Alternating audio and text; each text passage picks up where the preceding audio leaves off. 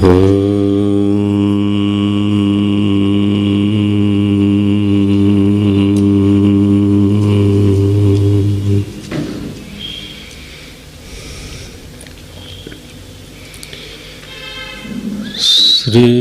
कृष्ण शरणं मम, श्री कृष्ण शरणं मम। गा सकते हैं तो गाइए। श्री कृष्ण शरणं मम,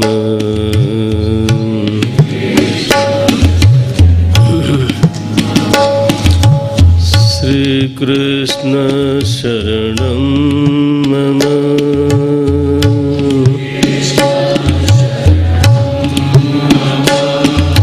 श्री कृष्ण शरणं मम,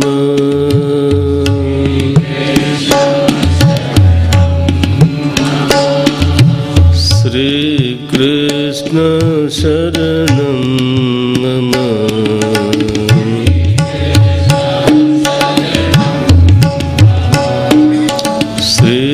कृष्ण शरणं मम,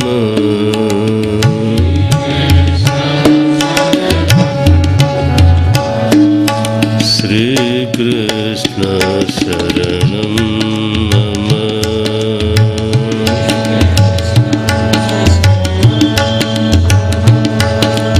श्री कृष्ण शरणं मम,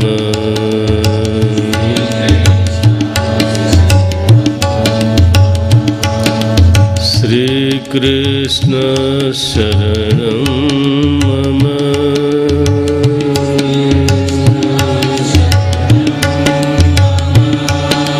श्री कृष्ण शरणं मम,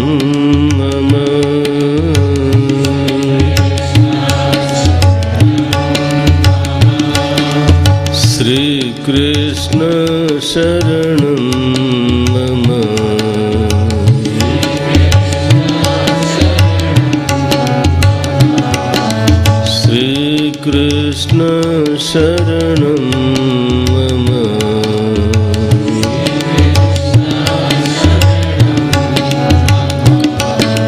श्री कृष्ण शरणं मम,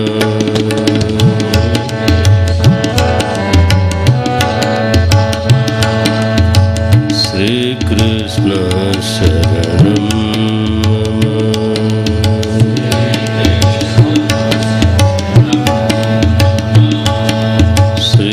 कृष्ण शरणं मम,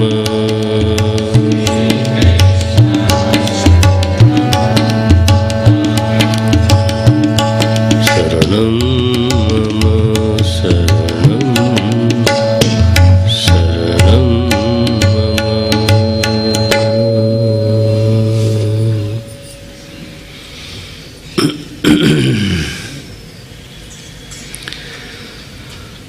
नारायण नारायण नारायण। ये मंत्रणा हुई है मथुरा में कंस के मंत्री परिषद में कि सारे ही बच्चों को मारा जाए। दूसरा ये है कि ये देवताओं के जो मूल है ना, उनका नाम है भगवान विष्णु। मूलम ही विष्णु देवानाम यत्र धर्म सनातन। तो जहाँ सनातन धर्म है वहाँ देवता लोग उज्जीवित रहते हैं और भगवान विष्णु उनके मूल हैं। तो तस्य च ब्रह्म गो विप्राः तपो यज्ञाः स दक्षिणाः। ये जो धर्म कर्म है इसी से देवता लोग परिपुष्ट होते हैं। तो फिर ये करना है अब आगे कि विप्रों को, गाय को, वेद को, तप को, सत्य को जहाँ मिले महाराज इसको समाप्त करो। तन्मूलाः देवताः सर्वाः शेश्वराः सचतुर्मुखाः तो इनको ख़त्म करो, बस इतनी सी बात है। सारे ही निर्बल होकर के अपने आप ही टपाटप सब गिर जाएंगे। तो ये मंत्रणा हो गई और गांव-गांव में इनके आदमी घूमने लगे। उस समय नंद बाबा तो गोकुल से कंस के लिए कर लेकर के, आखिर वो मथुरा के अधीन थे, तो कर लेकर के मथुरा की ओर चल पड़े। तो ये देखो नंद बाबा का जो द्रव्य शौच है ना, कर देते हैं। राज्य में रहते हैं तो राज्य की व्यवस्था का लाभ लेते हैं, तो नंद बाबा जो है वो कर देते हैं। उनके पास जो कर है, राज कर है, वो देते हैं। क्या है कर उनके पास? तो दधी है, दुग्ध है, घी है, मक्खन है। ये जो कैश वाला मामला है वो तो बहुत दिनों बाद शुरू हुआ था। करेंसी थी नहीं गांव में। आप लोगों ने तो बहुत ही देखा होगा, हमने भी अपने बचपन में देखा। पैसे कम दुकान पे लेके जाते थे, सामान ही अनाज लेके जाते थे और उसके बदले में सामान लेके आते थे। तो विनिमय जो होता था वो सामान के बदले सामान। तो यहाँ पे वही धन है इस समय।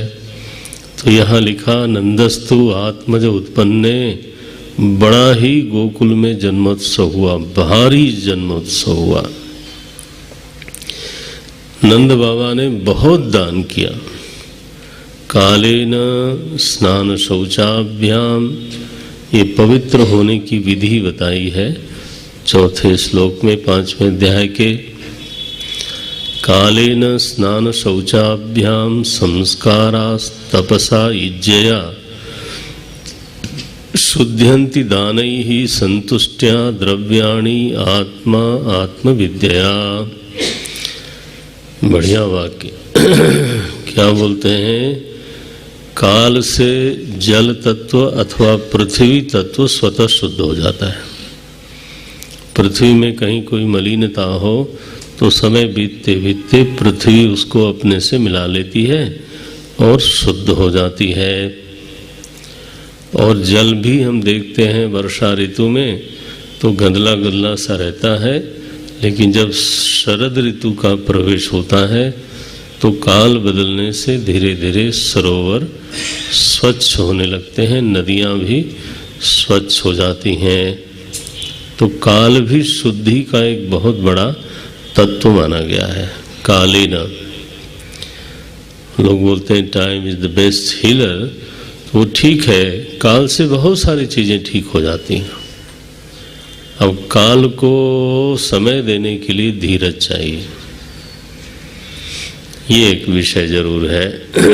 तो कालीन, दूसरा कहा जो शरीर है और वस्त्र है ये जल से शुद्ध होता है।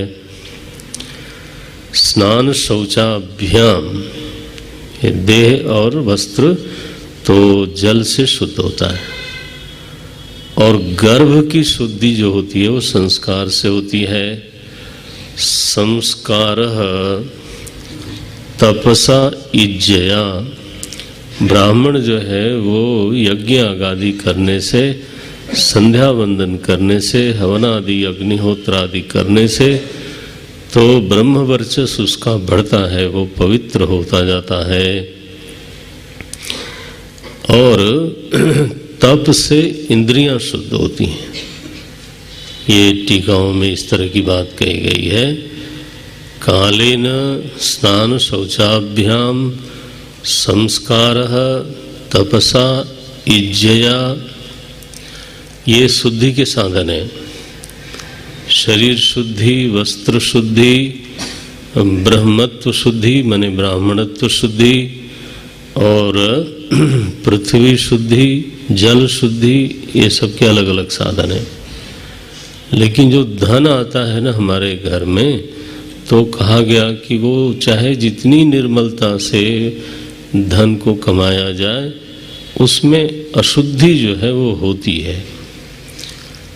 धन का ऐसा कुछ रूप ही है जिसमें कुछ छल कपट भी होता है, कुछ कुटिलता भी रहती है, कुछ किसी को धोखा भी रहता है, ये सब रहता है। तो मान के चलना चाहिए कि धन में माने थोड़ा अशौच रहता है। अच्छा, जो अशुद्ध द्रव्य है, अशुद्ध धन है, उसके द्वारा जो भोग मिला तो ऐसा माना गया कि वो भी फिर अशुद्ध हुआ। तो अशुद्ध भोग से जो बुद्धि बनी और जो परिवार बना, जितना ज्यादा अशुद्ध धन उतना अधिक अशुद्ध भोग और उतना ही फिर अशुद्ध बुद्धि। और बुद्धि ही अगर अशुद्ध हो गई तो बुद्धिनाशात् प्रणश्यति, ये बड़ा ही हानिकारक माना जाता है।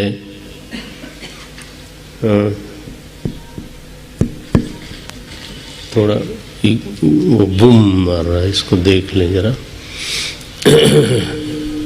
हाँ, ये इसको कम करें। तो ये है, तो इसलिए ऋषियों का ये आदेश है, उनकी सलाह है कि हर व्यक्ति को, हर गृहस्थ साधु सभी को तो द्रव्य शुद्धि जरूर करनी चाहिए। जैसे वस्त्र शुद्धि होती है, शरीर शुद्धि होती है, संस्कार गर्भ शुद्धि होती है ना, जल शुद्धि होती है, पृथ्वी शुद्धि होती है, शुद्धि जरूर हो। तो वैसे द्रव्य शुद्धि को भी कहा गया अवश्य करना चाहिए। और भागवत भगवान का ये कहना, यहाँ द्रव्य शुद्धि का दो साधन है। एक तो सबसे बड़ा साधन है दान और दूसरा है संतोष। आदि भौतिक साधन बाहर है दान, लिखा है दानई ही संतुष्टिया, दान के द्वारा और संतुष्टि के द्वारा। ये चौथा श्लोक है 5वें अध्याय का। संतोष होवे तो बहुत गलत तरीके के धन से आदमी बच जाता है, और अगर नहीं हो तो मुश्किल होती है। और जब ले ही आए तो फिर उसको कम से कम उसका कुछ दान होना चाहिए। देशे काले च पात्रे च। और ये ध्यान रहे, इस विषय में इतना जोड़ना शायद जरूरी है कि दान जो है ना, उसको परोपकार नहीं बोलते हैं। दान माने किसी असहाय की, गरीब की मदद करना, इसको दान शास्त्र में नहीं कहा गया है। वो परोपकार है, उसको इस रूप में लेना चाहिए। दान की स्थिति तो ऐसी बताई गई कि दान जिसको आप देते हो उसके प्रति आपके मन में दया नहीं, श्रद्धा चाहिए। देखो बेटा, बूम मार, उसके लिए तो थोड़ा आवाज आ रही को जैसा हो रहा है। उसके लिए तो माने परोपकार से पुण्य होता है, ये व्यास जी ने लिखा। परोपकार पुण्याय पापाय परपीडनम। ध्यान से देखो, कुछ कर सकते हो तो। पापाय परपीडनम, परोपकार से पुण्य होता है अवश्य ही, इसमें कोई संदेह नहीं। बड़ा ही शुभ कर्म माना जाता है, लेकिन पूरा नहीं माना जाता। द्रव्य शुद्धि के लिए जो शब्द है वो दान है। दान तो सुपात्र को, दान तो फिर उसके लिए देशे काले च पात्रे च, देश में काल में श्रद्धेय को, है ना। क्योंकि देते समय वेद भगवान ने आदेश किया, दान देते समय जो भाव चाहिए, श्रद्धया देयम, अश्रद्धया अदेयम, धिया देयम। और देते समय हेकड़ी करके नहीं देना, भय मन में रख के देना कि इतने बड़े महापुरुष को मैं क्या दे सकता हूँ। ह्रिया देयम, थोड़ा लज्जित होते हुए देना, ये शब्द लिखा है। ये वेद के इस तरह के आदेश हैं। भिया देयम, ह्रिया देयम, श्रिया देयम, संविदा देयम, समझ बूझ करके देना। और जो श्री है, अब माने ये नहीं होना कि दुग्ध दोहा जगदत्त तृणाहा, ऐसा दान न होए कि सोफा टूट गया है, हमारे घर में जगह घेरे बैठा है, चलो महाराज प्रवर चैतन्य के यहाँ भेज देते हैं। हाँ, ऐसे आता है कभी कभी। हम जब इलाहाबाद में थे महाराज, एक सज्जन ने कहा हमारे घर में कुछ फर्नीचर है, थोड़े पुराने हो गए हैं और कारपेट भी है, तो आप कहें तो हम भेज दें। हमने कहा भाई चलो जो भी है हो ही जाएगा। अब हमारे मैनेजिंग ट्रस्टी हमारे साथ ही रहते थे, तो जब वो आया तो वो कमरे से निकल के पहले देखने गए, तो मैंने देखा कि उसको वहीं फील्ड में ही गोविंदा साहब थे उतरवा रहे हैं। मैंने कहा ये क्या हुआ? बहुत नाराज होते हुए आए अंदर। मैंने कहा क्या हुआ? अरे बोले कीड़े लगे हुए सारे, अगर मैंने कहीं अंदर बरामदे में रखवाए सारे कीड़े घर में फैल जाएंगे। ऐसा तो कारपेट है और टूटा फर्नीचर है महाराज, होली के दिन काम आएगा। तो मैंने उस दिन कठोपनिषद का वाक्य याद आया, बिल्कुल ये ठीक है। वो याद आया। अरे अभी है थोड़ा दुग्ध दोहा, नचिकेता के पिता ने जो दान किया था, उन गायों का दान किया जिसका दूध आखिरी बार दूध लिया गया हो। दुग्ध दोहा जगदत्त तृणाहा, और ऐसी गायों का दान किया जो आगे चारा भी नहीं खा सकती। ऐसे तो दुग्ध दोहा, ये भी सब बातें, ये वेद में इस तरह का प्रकरण आता है महाराज। तो श्रिया देयम, जो आपको प्रिय लगती है चीज, श्रेष्ठ मूल्यवान लगती है, फिर वो तो दान ही संतुष्टिया, ये शब्द लिखा। तो इसलिए नंद बाबा ने दान किया, द्रव्य शौच के लिए बहुत दान किया। तो इसके बाद तो इतने उत्सव हुए महाराज, मक्खन की होली फेंकी गई, दूध से होली खेला लोगों ने, दही से खेला। गोकुल में ही उत्सव हुआ, मथुरा में तो कैसे जन्मोत्सव हुआ, वहाँ तो कंस महाराज श्रीमान जी बिल्कुल छाए हुए थे, तो गोकुल में ही जन्मोत्सव हुआ। अब नंद बाबा ने गोपों को सहेज दिया काम, और गोकुल की रक्षा की व्यवस्था करके, देखो ये जो मुखिया है ना बड़े सावधान है, गोपान गोकुल रक्षायाम निरूप्य, मैंने व्यवस्था करके, रक्षा की व्यवस्था करके, फिर मथुराम गतः कर दातुम, कर देने के लिए नंद बाबा, हाँ, बैलगाड़ी में, छकड़े में दूध दही के बड़े बड़े भांड, घी के बड़े बड़े भांड ले करके चले महाराज। और वहाँ गए, धर्मशाला में ठहरे, कंस के दरबार में गए, कर दिया। और वापस जब धर्मशाला में आकर के विश्राम कर रहे थे, उस समय श्री वसुदेव जी महाराज उनसे मिलने गए। तो बड़े मित्र थे आपस में, इतनी गाढ़ मित्रता थी नंद बाबा की और वसुदेव जी की, भाई बोलते थे। देखो लिखा है, दिष्ट्या भ्राता प्रवयसः इदानीम अप्रजस्यते, ये 23वां श्लोक है। भ्राता शब्द बोलते हैं, हालांकि नंद बाबा ग्वाला जाति में थे और वसुदेव जी क्षत्रिय जाति में थे। ये पहले यादव शब्द जो है वो क्षत्रियों के लिए, यदुवंशी क्षत्रियों के लिए बोला जाता था। नंद बाबा के साथ संबंध होने से यादव शब्द उधर चला गया। तो अब कहीं कहीं उस क्षेत्र में क्षत्रिय लोग अपने को जादव बोलते हैं, ये तो थोड़ा बदल गया। बहरहाल ये तो ऊपर की बातें हैं। भीतर ये हुआ कि भ्रात तो बोलते ही थे, नंद बाबा ने भ्राता शब्द लिखा, भ्राता। लेकिन जब दोनों मिले, बड़े प्रगाढ़ आलिंगन किया, बड़ी मित्रता से, बोले नंद बाबा, कमाल है, भगवान की इतनी कृपा है आपके ऊपर कि बढ़ी हुई वायु में, प्रवयसः, बढ़ी हुई आयु में आपको संतान हो गई, आपका वंश चल गया, भगवान की बड़ी कृपा है। मुझे बहुत आनंद हुआ ये समाचार सुनकर के, वसुदेव जी ने कहा।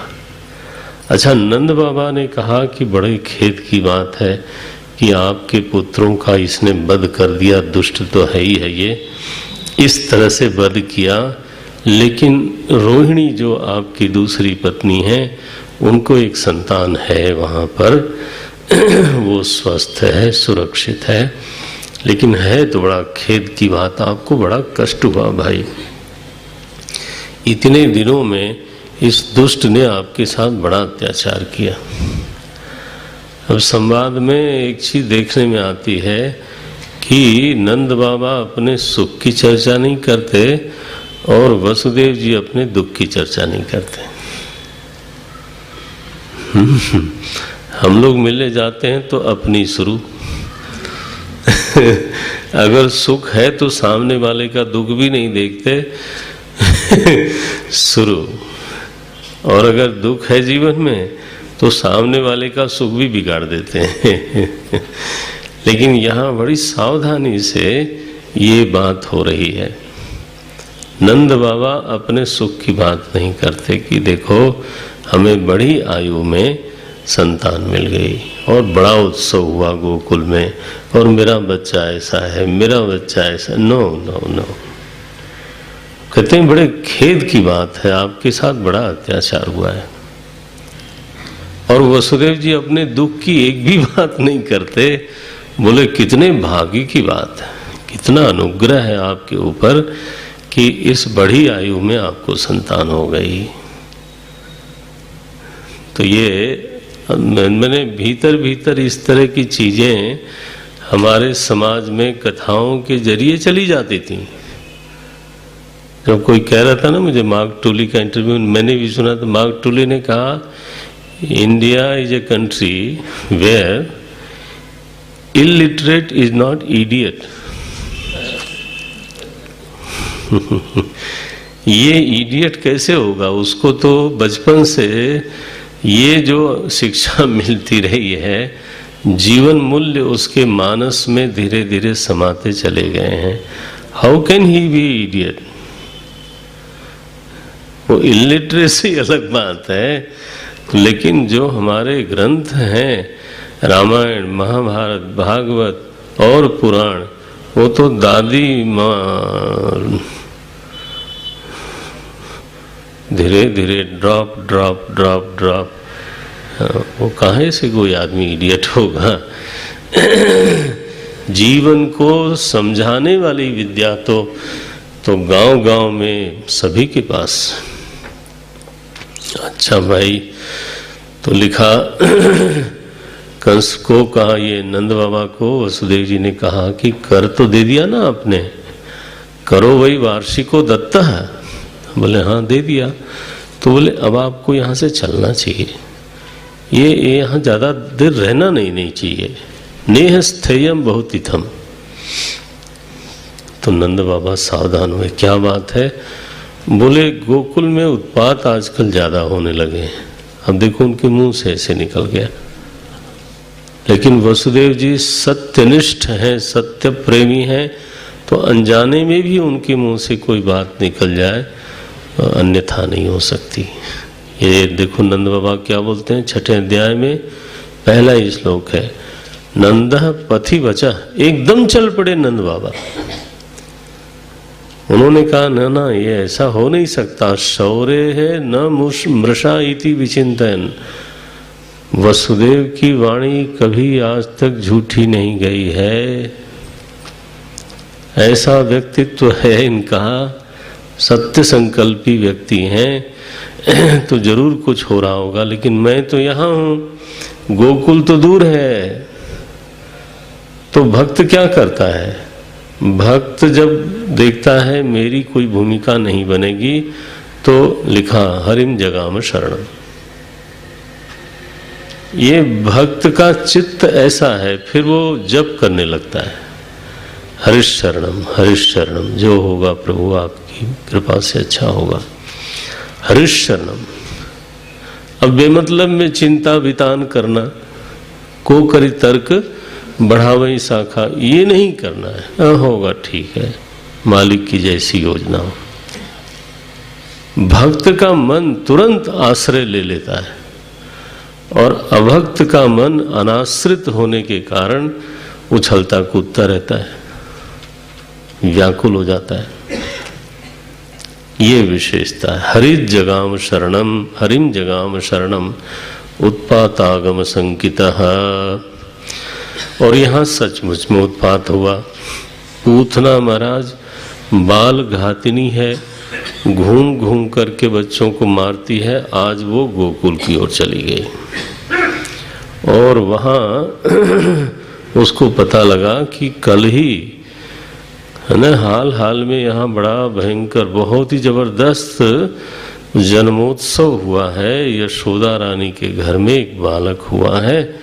तो बस अब उसको लगा कि अगर मैं इस वेशभूषा में असली में जाऊंगी तो फिर तो कोई जाने भी न दे, डरी जाएंगे लोग, तो लाओ जरा मेकअप करें। और पहले तो वो गई कहाँ, वो क्या खूबसूरती का एक कारखाना होता है शहरों में, वहाँ लोग पार्ट्स बदल देते हैं महाराज। सुंदर बन के आते हैं, वही कारखाना बोलते हैं उसको। सुंदर बन के आते हैं, घर वाले पूछते हैं पुराने पार्ट्स किधर हैं। वो ले आए कि छोड़ा है। तो ये महाराज पहले वहीं कारखाने में गई होंगी, बहुत सुंदर बनी और क्या वस्त्र पहना, ऐसी सौम्या बन करके जब आई हैं ये, तो अब देखो अपीयरेंस का प्रभाव तो पड़ता है। फर्स्ट इम्प्रेशन कहते हैं ये तो ये महाराज देखा तो लोगों को लगा, गोपियों को, गोकुल की अहिरिनियों को, कि तो लक्ष्मी जी साक्षात आई हुई है। लगता है हमारे लाला का यश इतना दूर तक गया है। देखो कैसे कैसे लोग दर्शन करने आने लग गए, क्या पता ये कैसे हैं। तो लक्ष्मी जी की तरह अब आ गई धड़धड़ाते हुए। लोगों ने रास्ता दिखाया, इस तरह से आइए, और सीधे महाराज गई। वो पालने में मालिक साहब झूल रहे थे। विबुध्यताम बालक मारिका ग्रहम, 8वां श्लोक है।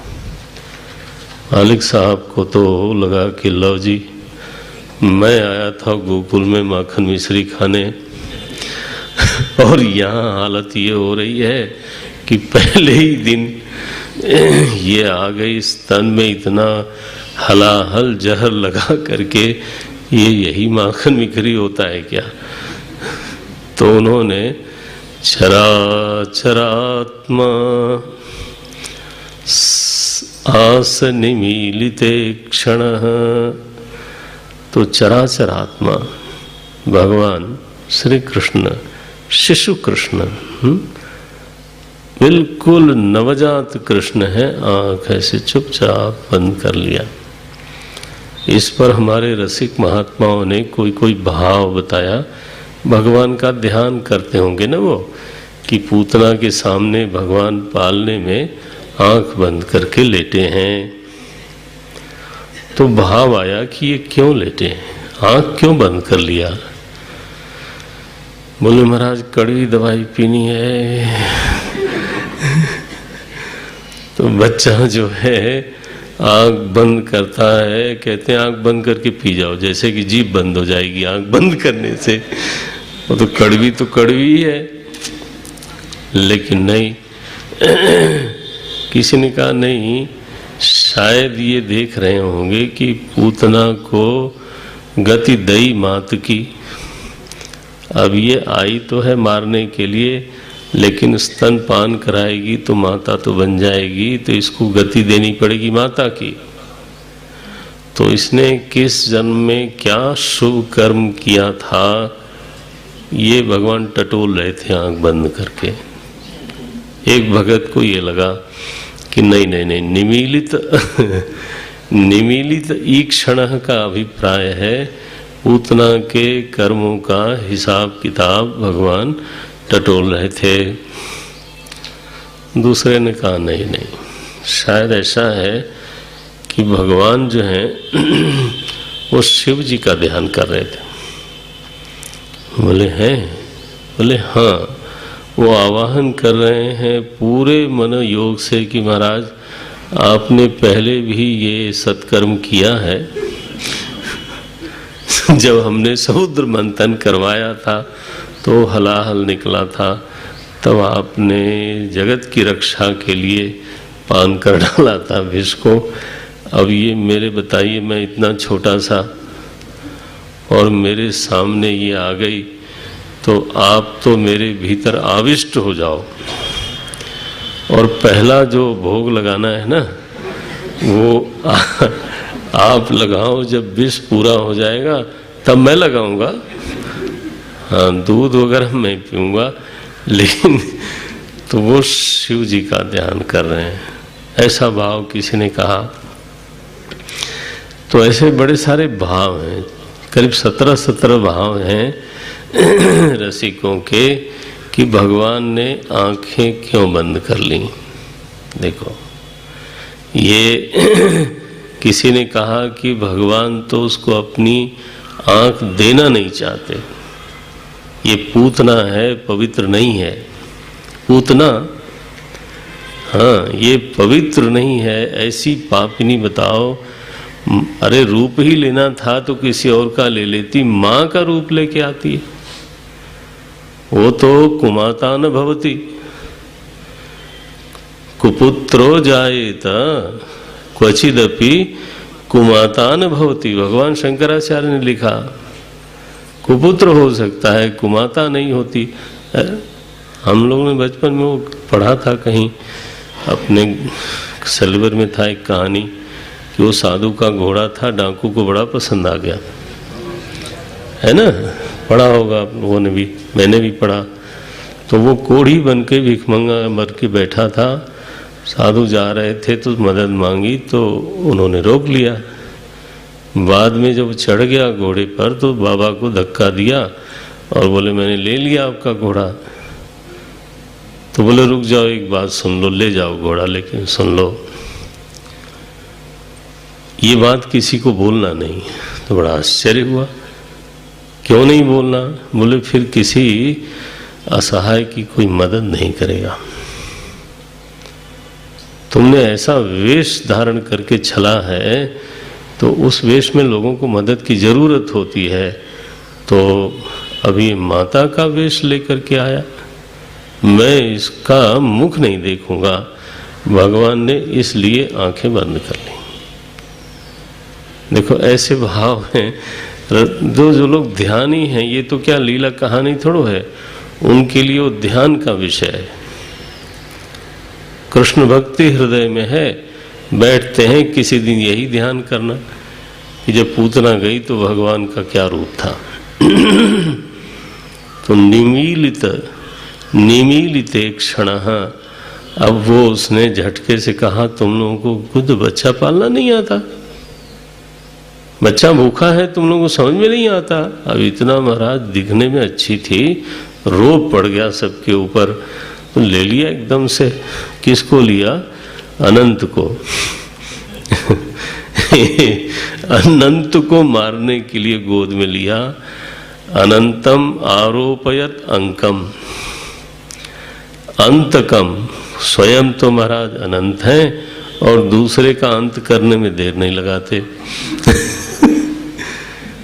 तो वेदांतियों को रज्जु में सर्प का भ्रम बार बार बोलते हैं। यहाँ पूतना को सर्प में रस्सी का भ्रम हो गया। उसने सर्प को रस्सी समझ के उठा लिया। आप बोलो, रस्सी को सांप देख करके तो आप भागोगे, बच ही जाओगे। लेकिन इसने उल्टा लिखा है, यथोरगम सुप्तम अबुद्ध रज्जुधि ही, और महाराज को पिलाया, स्तन मुंह में डाल दिया। अब वो अपना तो पीने लगे। उसको तो उम्मीद थी कि पहले ही एकाध क्षण में हरिओम तत्सत हो जाएगा, लेकिन वो महाराज पीते रहे और फिर तो दबा दबा के पीने लगे। गाढ़म कराभ्याम भगवान प्रपीड्य, मैंने निचोड़ना शुरू किया महाराज। तो उसको लगा बड़ा कष्ट है, ये तो अद्भुत बालक है। और फिर प्राण पीने लगे उसके, दूध निकला नहीं। तो लिखा प्राण समम रोषमन्वितो पिबत, प्राण पीने लगे, इंद्रियों से मर्म स्थानों से प्राण को निकालने लग गए जब, तो उसने कहा मुंचा मुंचा, अरे तुम्हारा पेट खराब हो जाएगा, छोड़ो छोड़ो बॉस, हाँ बहुत हो गया, बच्चे का पेट खराब हो जाएगा। वो कहाँ छोड़े महाराज, पकड़ते हैं बस, छोड़ते किसी को नहीं है, आदत ही नहीं है। तो उन्होंने कहा ना माता जी मैं छोड़ता नहीं, निष्पीड्यमान लिखा। अब तो उन्होंने छोटी नन्ही नन्ही बाहें हैं, लेकिन महाराज जोर बहुत है बाहों में। हाँ, बाह देखने में बड़ी कोमल है, छूने में भी कोमल थी, लेकिन जब उन्होंने दबाना शुरू किया तो लिखा महाराज अखिल जीव मर्मणि, मर्म में जो जीव बैठा था उसको खींचने लगे, तो उसका जो मेकअप था ना वो बिगड़ गया। एकदम भयंकर पूतना के रूप में प्रकट हुई, उड़ी वहां से। भगवान आनंद से पकड़े हुए हैं, कोई दिक्कत नहीं है, उड़ो कितना उड़ती हो। और जब वृंदावन से गोकुल से दूर गई, लगा कि अब कोई मरेगा नहीं इसके गिरने से, तब पी लिया धीरे से, पूरा खत्म कर दिया। तब कहते हैं वो आगरा में जाके गिरी, क्योंकि गर नहीं रहा उसमें। और जब काटा गया ना, तब तक नंद बाबा आए, पता चला क्या है। तो ये तब तक गोकुल में जो ब्रजवासी हैं, उन्होंने कहा ये कितनी लकड़ी लगेगी इसको फूंकने में, इतनी बड़ी है ये, इसको पहले काटो, टुकड़े टुकड़े करो। महाराज काट के टुकड़ा करके जगह जगह फूंका गया। वो एरिया है वो पूरा का पूरा तो आगरा में उसका शरीर फूंका गया। जब नंद बाबा प्रविष्ट हुए उधर से, तो उनके नाक में सुगंध आई। किस बात की सुगंध है, और इतनी जोर से सुगंध है, चारों तरफ फैली हुई है। आए तो पता चला कि पूतना के, देखो भगवान का स्पर्श, भगवान तो भीतर का विष पी डालते हैं। एक बार पकड़ने तो दिया जाए, पी लिया। था तो विषैली वो बिल्कुल हम भक्त लोग भी कहीं कहीं विषैले तो है ही हैं। तो विषैली तो थी, नो डाउट अबाउट, लेकिन जब वो पीना शुरू करते हैं महाराज, पी डालते हैं। और कुछ भी ऐसा दुस्संस्कार, दुर्वासना की दुर्गंध नहीं बचती। भक्ति माता की ऐसी कृपा है। भगवान एक बार अनुग्रह कर लें, वो महाराज शनिचर से बहुत बड़े ग्रह हैं। शनिचर तो उनका कुछ भी नहीं है। तो ये अनुग्रह समझते हो ना, ग्रह ही है वो। भगवान का अनुग्रह हो जाए तो बस पी जाते हैं। तो सुगंध निकली, ये प्रमाण था कि पूतना अत्यंत विशुद्धा, निर्मला हो गई। अच्छा, अब जब दौड़े गोकुल वाले कि क्या हुआ, लाला कहाँ गया, तो कन्हैया जी तो बस उसकी छाती पर विहार कर रहे थे। बकैयाँ इधर से उधर पलटा मार रहे थे। लोगों ने कहा भगवान बड़ी कृपा आपकी। और उनको, भगवान को गायों से इतना प्रेम है। उसी समय गोमूत्र से उनको नहलाया गया कि ये शुद्ध नहीं थे, ये राक्षसी के स्पर्श से अशुद्ध हो गए। पूरा गोमूत्र से, वहाँ कोई गोमूत्र की कमी तो थी नहीं, बोतल में बिकता भी नहीं था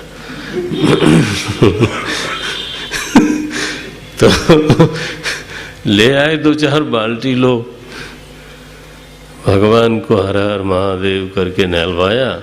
स्नापयित्वा, फिर गोरजम, गाय के खुर से लगी हुई मिट्टी उठा उठा के तो उनके बदन में मला गया। ये देखो शुद्धि है। गौ एक ऐसा प्राणी है, एक विशेष बात तो आपको माननी ही पड़ेगी, हमको माननी पड़ेगी। किसी भी प्राणी का जो मल है ना, मलमूत्र, वो पूज्य और पूजा की सामग्री नहीं बनता। ये बात तो माननी पड़ती है किसी की भी। लेकिन शास्त्र में पंचगव्य बताया गया है, उसमें गोमूत्र और गोबर और गोघृत, दूध और दही, ये 5 हैं, पंचगव्य कहा जाता है। माला शुद्धि भी जब करता है ना साधक, अनुष्ठान करने के लिए माला शुद्धि का एक विधान है। माला शुद्धि जब करता है तब पंचगव्य से स्नान कराता है माला को। तो अब है तो सही, तो भगवान कृष्ण को भी शुद्ध करता है गोमूत्र। क्या कमाल है, ऐसा एक जानवर, कहने को जानवर। तो अब लोग कहते हैं हिंदू बेकार में सेंटिमेंटल हो जाते हैं, है तो वो पशु ही, पशु तो है, लेकिन अब ये भेद कहाँ से मिटाओगे? ये बात तो सही है। अच्छा भरा, तो भगवान को तो नंद बाबा ने कहा, भगवान ने बचा लिया, बड़ी शांति हुई। और महाराज भगवान धीरे से 3 महीने के हो गए। हमारे सुखदेव जी महाराज रोज देखते हैं भगवान को जाके, शायद कि आज ये हुआ। माताएं भी देखती रहती हैं, आज इसने ये नया किया, आज इसने ये नया किया। पिताजी लोगों को कुछ आता नहीं, माताएं ही रिपोर्ट कर देती हैं कि आज इसने ये किया। फिर भी अगर दूसरे दिन वो पूछ लेना तो मुझे पूरा डाउट है कि ये लोग बता पाएंगे, याद वाद नहीं रखते, वो नोट करते हैं आज ये हुआ। यशोदा मैया ने देखा कि कन्हैया ने करवट ली और बिना मेरी मदद के करवट ले ली। बस क्या बात है, इतना बड़ा काम हो गया कि बिना मेरी मदद के करवट। ऐसा उत्साह हुआ, बोले इस पर तो फिर भंडारा होना चाहिए। हाँ हाँ, और पूरे गोकुल को भोजन इत्यादि कराना चाहिए, पूजा पाठ होना चाहिए। उत्सवी संस्कृति है ना, समारोही संस्कृति है। तो उत्सव हुआ और अब सारे लोग जो है आमंत्रित हुए, आए। कादाचिदौत्थानिक कौतुकाप्लवे जन्मर्क्ष योगे समवेत योषिताम वादित्र गीत द्विज मंत्र वाचकैः चकार सूनो रविशेषनम सती। तो उनको उबटन वगैरह लगा करके अच्छी तरह से और छोटा सा खटोला बनाया था, वो खटोला बैलगाड़ी के नीचे रखा छाया के लिए, और बैलगाड़ी के ऊपर थे दूध दही घी के बड़े बड़े भांड, बर्तन भरा हुआ था दूध दही घी उसमें।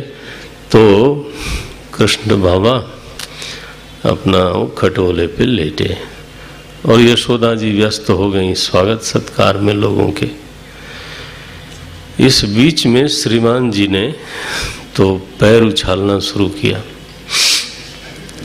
एक्सरसाइज भी तो होनी चाहिए, लेटे लेटे तो फिर गड़बड़ होगा। तो हाथ मारते हैं, दोनों छोटे छोटे नन्ही नन्ही बाहें हाथ मारते हैं, पैर मारते हैं। और ये जो शकट है ना, छकड़ा बैलगाड़ी, उसमें एक असुर का, दैत्य का प्रवेश हो गया था। कहते हैं हिरण्याक्ष का पुत्र था उत्कच, और लोमस ऋषि के आश्रम में इसने बड़ा उत्पात किया। तो उन्होंने शाप दे दिया कि तुम अशरीरी हो जाओ। तो ये कंस की पार्टी में था महाराज, उन्होंने भेजा था कि मारो उसको। उसने कहा आराम है, मेरा शरीर तो है नहीं, मैं कहीं भी घुस के मार दूंगा। तो बात न करें तो हरिओम, बात न करें। हाँ तो वो महाराज उस बैलगाड़ी में ही घुस गया और वो नीचे आने लगा दबाने के लिए। भगवान ने कहा अच्छा है, मेरा काम आसान, मैं अपनी टांगें लंबी करूं, उससे बेहतर है तू ही आ जा। तो ऐसा टांगे उछालते उछालते उन्होंने एक झटका लगाया और बस छकड़ा सारा का सारा आवाज करते हुए टूट गया। दूध दही चारों तरफ फैल गया। भागे हुए घर में से लोग आए, क्या हुआ क्या हुआ? बच्चे वहां खेल रहे थे। बोले हमने अपनी आंख से देखा, इस छोटकू ने ये अपनी टांगे उछाल रहा था, अचानक इसकी एक टांग बहुत लंबी हो गई थी और जाके छकड़े में लगी और तब ये टूट गया। लोगों ने कहा देखो ये क्या बोल रहे हैं, कोई इतना बच्चा इतनी लंबी टांग और ये छकड़ा टूट जाएगा? ऐसे किसी ने विश्वास नहीं किया महाराज। भगवान ने कहा कर लेते तो अच्छा था यार। तो श्रद्धा हो जाती मेरे में, मैं इतनी मेहनत करता हूँ, तुम लोग श्रद्धा ही नहीं करते। तो अब हुआ ऐसा, इसका आध्यात्मिक रूप लोग बोलते हैं महापुरुष लोग कि ये है जड़वाद का खंडन। पूतना जो है वो दुराशा है और सकटासुर जो है वो जड़वाद है। माने चेतन के ऊपर छकड़ा जो है वो तो जड़ है, चेतन के ऊपर जड़ चढ़ा और जड़ के ऊपर रस चढ़ा, क्योंकि उसमें दूध भी है, दही भी है, घी मक्खन सब है। तो बोले चढ़ा हुआ है सकटासुर तुम्हारे सिर पे भाइयों, अब अपनी ओर देख लेना जरा, क्योंकि हम हैं तो चेतन, मेरे ऊपर चढ़ा जड़ और उस जड़ में रसान्वेषण हो रहा है। अयम सुखम ददाति इदम सुखम ददाति इदम सुखम ददाति, तो घृतम अत्र अस्ति, दुग्धम अत्र अस्ति, रसम अत्र अस्ति। सारा दुनिया में ही रस बिखरा हुआ है, आप तो ठन ठन पाल हो, आप तो महाराज इस जड़ के नीचे कस के दबे हुए हो। भगवान ने कहा जड़वाद का खंडन बहुत जरूरी है। पहले तो दुराशा को मारा, अगले सत्र में बात थोड़ा बोल दूंगा। पूतना को मारा, ये दुराशा है। बहुत सारे विद्वानों ने इसको अविद्या कहा, लेकिन मेरी समझ में आता है कि ये दुराशा है। जीवन का पहला दोष यही है कि वहाँ आशा लगाई जाए जहाँ पर वो पूरी नहीं हो सकती, वहाँ सुख दिखाई दे, वहाँ सुख दिखाई दे जहाँ वास्तव में विष है। तो स्तन में तो दूध होता है, होना चाहिए, लेकिन है वहाँ विष। तो अन्यत्र अन्य दर्शनम, यत्र सुखम नास्ति तत्र सुखम दर्शनम, सुख दर्शनम इति दुरासा। ये है, ये पूतना है। दुराशा जब होती है, जहाँ सुख दिखने लगता है उधर ही प्रवृत्ति होती है। और हमारे शास्त्रों में लिखा, मृग मरीचिका की तरह जो हिरन है वो पानी खोजता है इधर उधर। कवि ने लिखा, कस्तूरी मृग में बसे, मृग ढूंढे वन माई। हमारी खोज की दिशा भटक जाती है, क्योंकि हमको दिखता वहां है जहां पर वास्तव में वो नहीं है। ये है दुराशा। चले गए, इतना दूर चलने के बाद जब पहुंचे तो पता चला कि अरे यहाँ तो नहीं है जो खोज रहे थे। तो क्या मन में आता है कि हम चले गए। वही है पूतना के साथ। तो ये पहले मरी, बहुत जरूरी है। खोज की दिशा बदल जानी चाहिए। दूसरा है ये जड़वाद, कि हमको जड़ में जो रस दर्शन होता है वो मिटना चाहिए। तो भगवान ने मार के तोड़ दिया उसको। अब ये दो दोष की निवृत्ति साधक, ध्यान रखना, ये महाराज की ओर बढ़ने की लीला है। रसानाम समूहः रासः तद महत यदा भवति महारासो कथ्यते। महारास होगा फिर वो।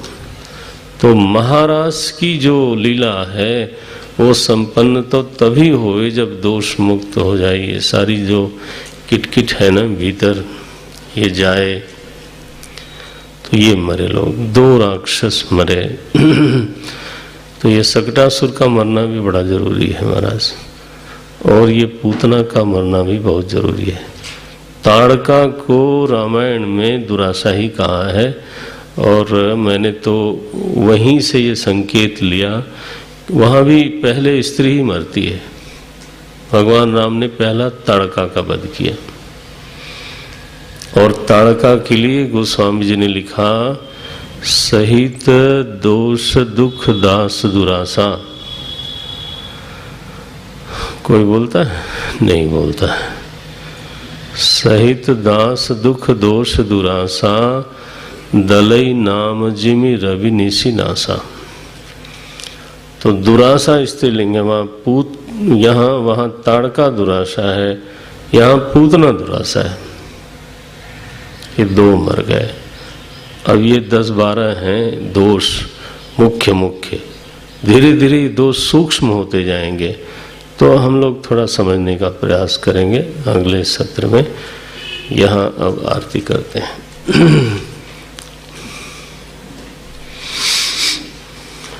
ओम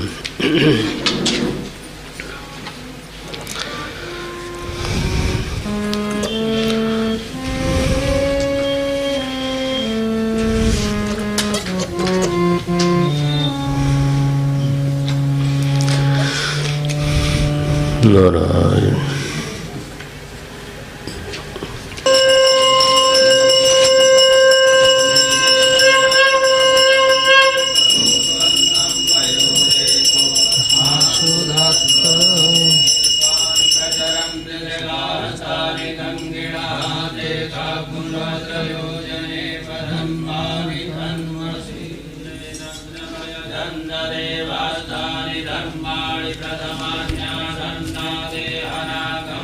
समाप्ति।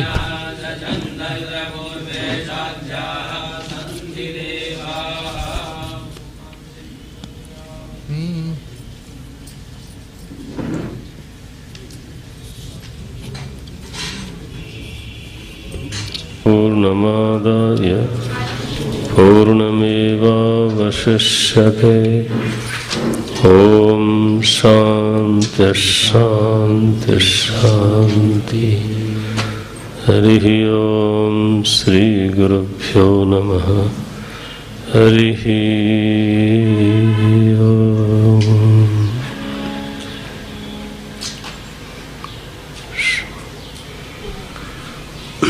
हरि ओम। हरि ओम।